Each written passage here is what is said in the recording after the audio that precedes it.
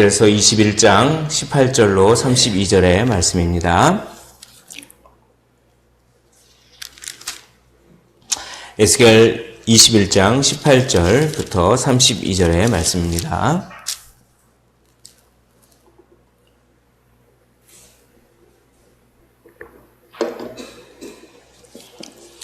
네, 찾으신 줄로 알고 한 절씩 교독하시고 마지막 절 함께 읽도록 하겠습니다. 여호와의 말씀이 내게 임하여 이르시되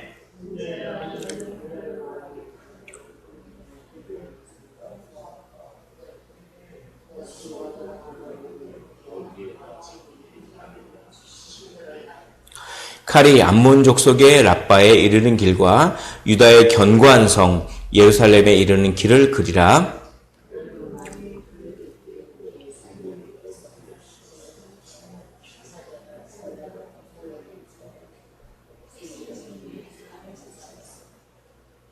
오른손에 예루살렘으로 갈 점괘를 얻었으므로 공성퇴를 설치하며 입을 벌리고 죽이며 소리를 높여 외치며 성문을 향하여 공성퇴를 설치하고 토성을 쌓고 사다리를 세우게 되었나니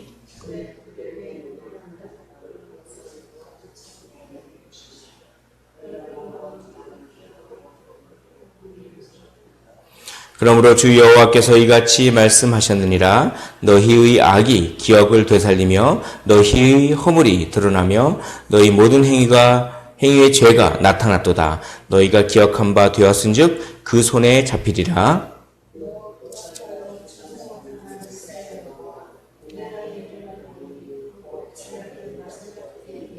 주 여호와께서 이같이 말씀하셨느니라. 관을 제거하며 왕관을 벗길지라 그대로 두지 못하리니 낮은 자를 높이고 높은 자를 낮출 것이니라.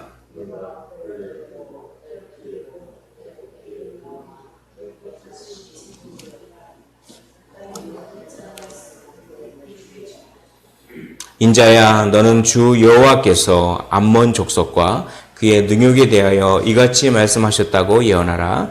너는 이르기를 칼이 뽑히도다 칼이 뽑히도다 죽이며 멸절하며 번개같이 되기 위하여 빛났도다.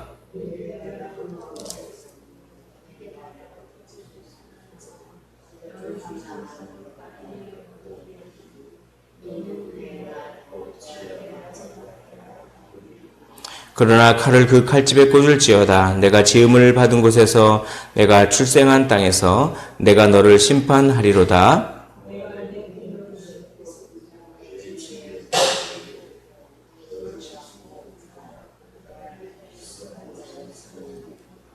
함께 읽겠습니다. 내가 불의 섭과 같이 될 것이며 내 피가 나라 가운데에 있을 것이며 내가 다시 기억되지 못할 것이니 나 여호와가 말하였음이라 하라. 아멘. 예, 또 여호와께서 말씀이 임하여서 에스겔에게 또 행동 예언을 하라고 하는데 이번에는 길을 그리라고 합니다. 길을 딱 그리고 성으로 들어오는 길 어귀에다가 길을 그리라고 합니다. 사람들이 많이 지나다니는 그곳에서 길을 그리는데 어떤 나뉘는 길을 딱 그리고 그러니까 Y자를 거꾸로 이렇게 딱 그렇게 엎어 놓듯이 이런 식으로 길을 그리고 그 만나는 지점, 그러니까 방향이 두 방향이 있는데 두 방향에 한쪽에게는 예루살렘에 이르는 길, 또 한쪽에는 랍바 암몬이라고 암몬에 이르는 길, 이렇게 지시표를 딱 그렇게 이렇게 세워두라. 이런 그 행동 예언을 하도록 했습니다. 이게 무엇이냐면 앞으로 이런 일이 벌어질 것이다 라고 하는 그런 얘기인데 그걸 이제 해설을 하나님께서 그것을 말씀하십니다. 이제 앞으로 바벨론 왕이 어떤 갈래길에 딱 도착할 것이다. 그 갈래길에서 이제 점을 칠 것이다. 어느 쪽으로 갈지 점을 칠 것이다. 예루살렘으로 가는 쪽으로 갈 것인지 아니면 암몬 쪽으로 갈 것인지 점을 칠 것이다. 그래서 만약에 암몬 쪽으로 점괘가 나오면 암몬 쪽으로 쳐들어가서 암몬을 멸망시킬 것이고, 만약에 그 갈래길에서 점을 쳐서 예루살렘으로 나오게 되면 예루살렘으로 가서 예루살렘을 칠 것이다. 앞으로 그렇게 될 것이다. 그런 이제 예언을 하는 것이죠. 그런데 오늘 보면 바벨론 왕 느부갓네살의 성격이 아주 신중했던 것 같습니다.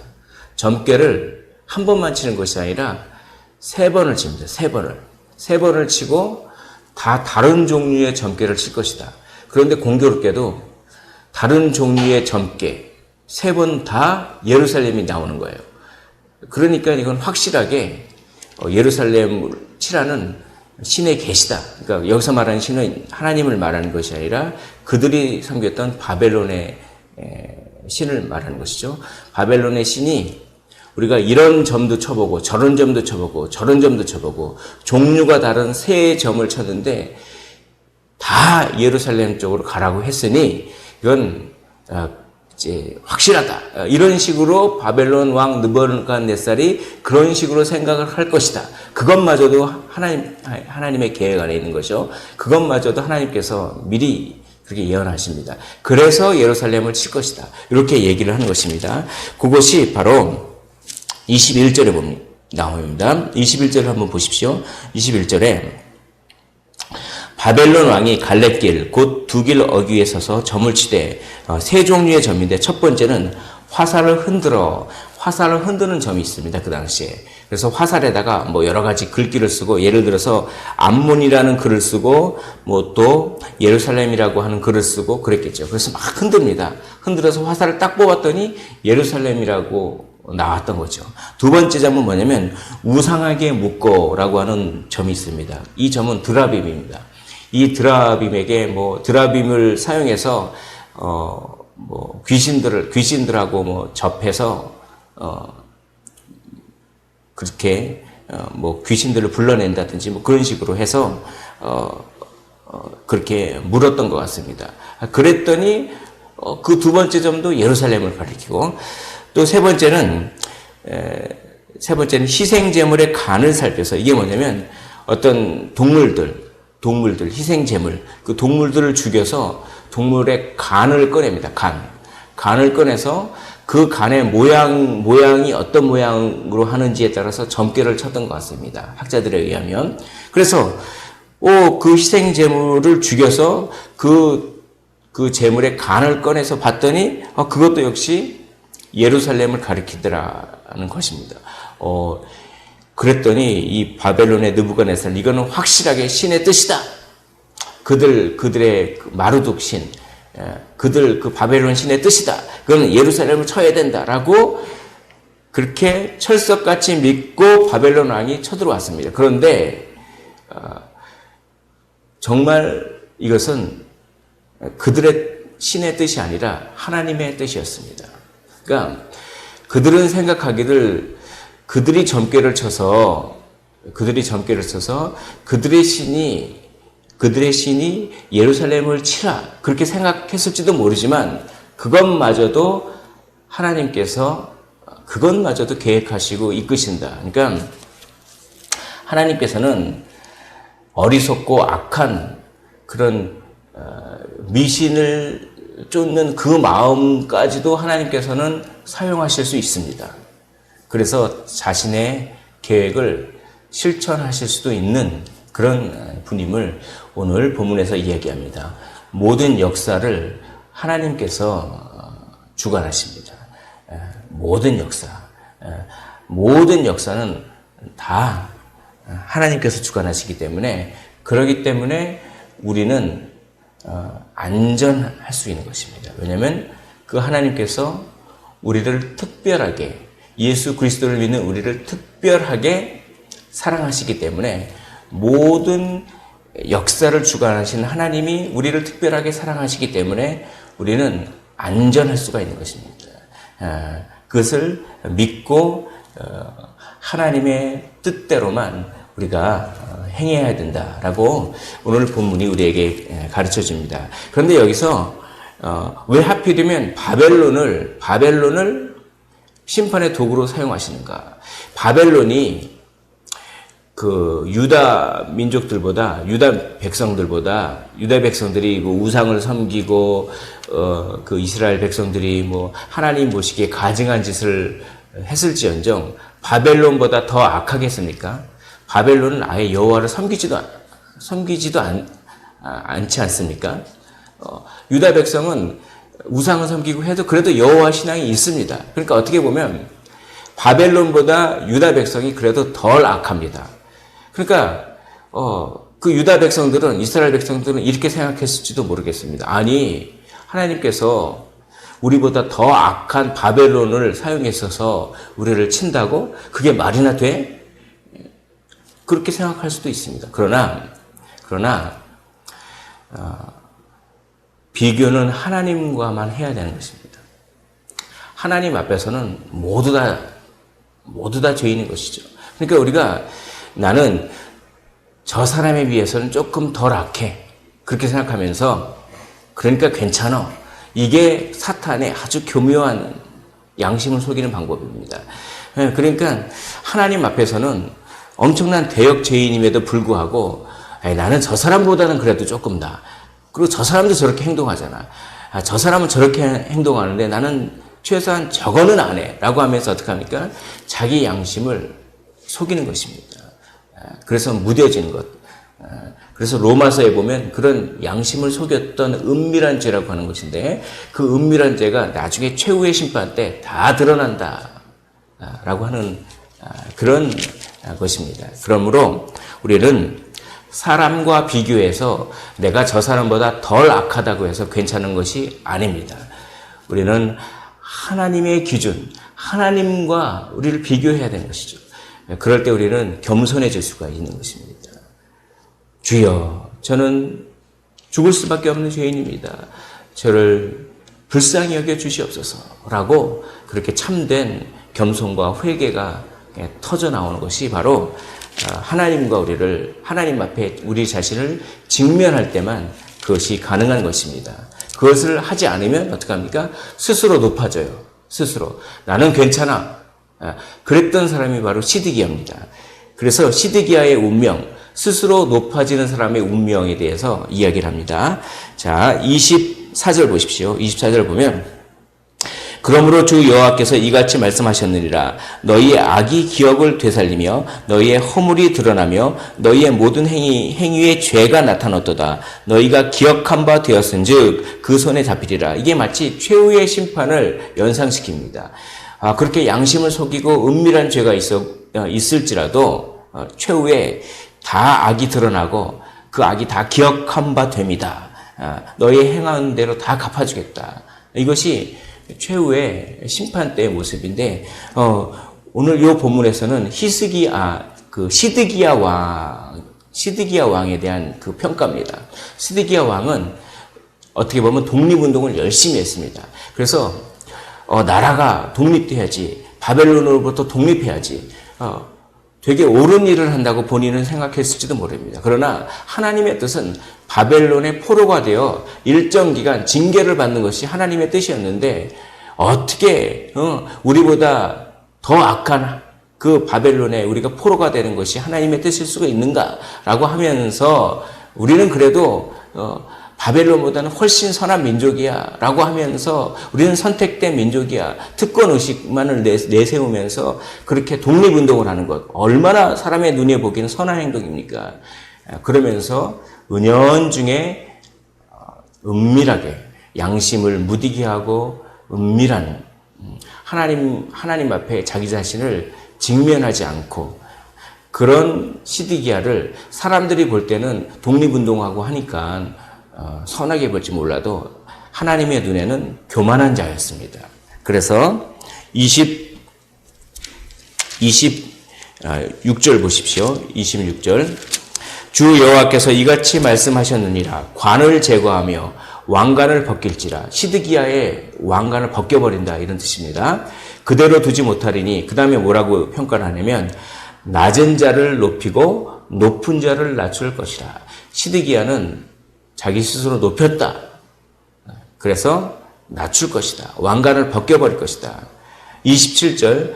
내가 엎드려뜨리려니와.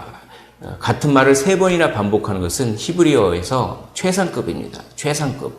그러니까 내가 시드기야를 반드시 엎드려드리겠다. 그 교만한 자, 은밀하게 양심을 속이고 스스로 나는 좀 잘하고 있어 라고 생각했던 그 교만한 시드기야를 내가 왕관을 벗겨버리고 반드시 엎드러뜨리겠다라고 그렇게 말씀하시는 것입니다. 하나님께서는 교만한 자를 반드시 심판하는 줄 믿습니다. 그러므로 어떤 사람이 겸손한 자입니까? 사람들과 비교할 필요가 전혀 없습니다. 사람들과 비교해서 내가 조금 덜 악하다고 우쭐댈 필요가 전혀 없습니다. 또 사람들과 비교해서 내가 조금 이렇게 부족하다고 낙담할 필요도 전혀 없습니다. 우리는 오로지 하나님 앞에서만 직면해야 합니다. 그리고 하나님 앞에서 겸손하게 무릎을 꿇을 때 하나님은 오히려 그렇게 자기 자신을 낮추는 자를 높이시고 사람들과 비교해서 자기를 높이는 자를 낮추신다. 이것이 바로 하나님의 원리입니다. 그리고 마지막으로 28절을 보십시오. 인자야 너는 주 여호와께서 암몬 족속과 그의 능욕에 대하여 이같이 말씀하셨다고 예언하라. 너는 이르기를 칼이 뽑히도다 칼이 뽑히도다 죽이며 멸절하며 번개같이 되기 위하여 빛났도다. 암몬 족속을 이제 멸하시겠다고 합니다. 아까 두 갈래길에서 암몬으로 가는 길이 있었고 또 뭡니까? 이스라엘로 가는 길이 있었는데 이스라엘로 가는 길이 점괘가 나오도록 하나님께서 그것마저도 인도하십니다. 그래서 이스라엘을 칩니다. 그랬더니 암몬 족속이 그렇지 우리 신이 위대하다 우리 신이 위대하다 라고 하면서 하나님을 업신여기고 막 그러지 않습니까? 이게 참 간사한 것입니다. 우리가 막 그냥 힘들고 어려울 때는 하나님을 막 찾다가 조금 먹고 살만하면은 금세 하나님을 잊어버리고 간사하게. 그러나 하나님은 때가 되면 이스라엘을 다 치신 다음에 나중에 암몬도 반드시 치십니다. 그런 간사한 마음을 하나님은 결국은 때가 되면 다 다루실 것입니다. 다루시되 철저하게 다루십니다. 32절 맨 마지막 절에 이렇게 됩니다. 내가 불의 섭과 같이 될 것이며 내 피가 나라 가운데 있을 것이며 내가 다시 기억되지 못할 것이니. 암몬이라는 족속 자체가 아예 이 지구상에서 없어져 버린다. 암몬이라고 하는 나라를 다시 기억하지 못할 정도로 다 없애버린다. 이스라엘은 지금도 남아있지 않습니까? 그러니까 하나님의 백성이 징계를 당할지언정 남아있습니다. 그러나 악인들은 바벨론은 지금 바벨론이라는 민족이 남아있습니까? 암몬이라는 나라가 남아있습니까? 그러니까 똑같이 심판을 당해도 하나님의 백성은 사랑의 매입니다. 사랑의 매. 그래서 징계를 당하고 그러나 결국은 회복시키십니다. 그렇지만 정말 악인들은 완전히 기억에서 사라질 정도로 다 멸망시키는 그것이 하나님의 그 뜻입니다. 27절을 보시면 상당히 은혜로운 말씀이 나옵니다. 27절을 한번 보겠습니다. 내가 엎드러뜨리려니와 최상급을 쓰면서 시드기야, 교만한 왕 시드기야 다 엎드려뜨리겠다. 그런 다음에 무엇을 얘기하면 이것도 다시 잊지 못하리라. 뭐냐면 다시는 이제 이렇게 엎드려뜨리지 않겠다. 심판 이후에는 회복을 말씀하시는 것입니다. 다시는 이렇게 심판하지 않겠다.